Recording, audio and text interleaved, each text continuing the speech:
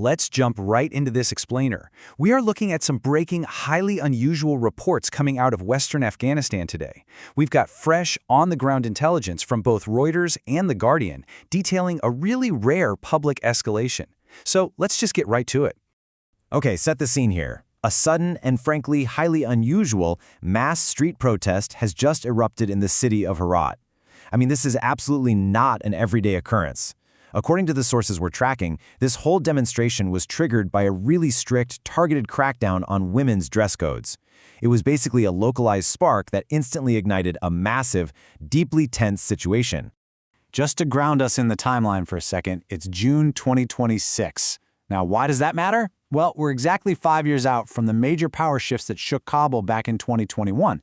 This makes it a highly volatile, significant moment in the region. It's really testing the absolute limits of the current policies and, honestly, the public's endurance. Keep that 5-year mark in the back of your mind because it's the crucial backdrop for all the friction we're seeing right now. So how did this actually go down? Well, residents on the ground told reporters that the catalyst was morality officials actively detaining women. And here's a detail that really stands out. Locals noted that some of the women being targeted and detained were already fully covering their faces and bodies. They were, ostensibly, following the required dress code. That action drew a huge crowd, including other fully veiled women who actually joined the protest. As things swelled, armed security forces moved in to disperse everyone. There's even unverified video floating around showing people running for cover, and you can literally hear the distinct sound of gunfire in the background. Moving into part 1. Clashing narratives on arrests. We're going to examine the starkly conflicting reports from witnesses versus officials. To understand this, we have to look at the authority at the very center of the enforcement, the Department for the Promotion of Virtue and Prevention of Vice in Herat. The head of this department actually went on state-run media and claimed inspectors were just, carrying out their normal duties, providing guidance and raising awareness about the Islamic hijab. That's their official mandate, and they're the group conducting the operations that sparked all this unrest. But guys, the divide here between the two stories is just night and day. Witnesses on the ground are reporting severe crackdowns, mass arrests of women and young girls, and the use of kinetic force to break up crowds. But the official narrative? Completely different.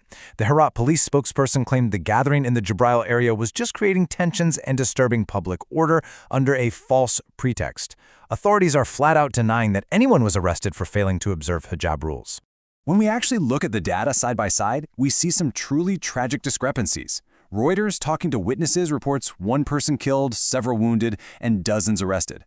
The Guardian's reporting 2 fatalities, and they explicitly note that one was a young boy, along with a wave of arrests that are leaving families completely in the dark. Meanwhile, Taliban authorities? No comment on casualties, and again, firmly denying those hijab-related arrests entirely. It is a textbook fog of war scenario when it comes to getting clear information. Let's zoom out for part 2, sweeping restrictions since 2021. We need to contextualize these protests within the broader nationwide policies. You might be wondering, why is it so significant that this happened in Herat specifically?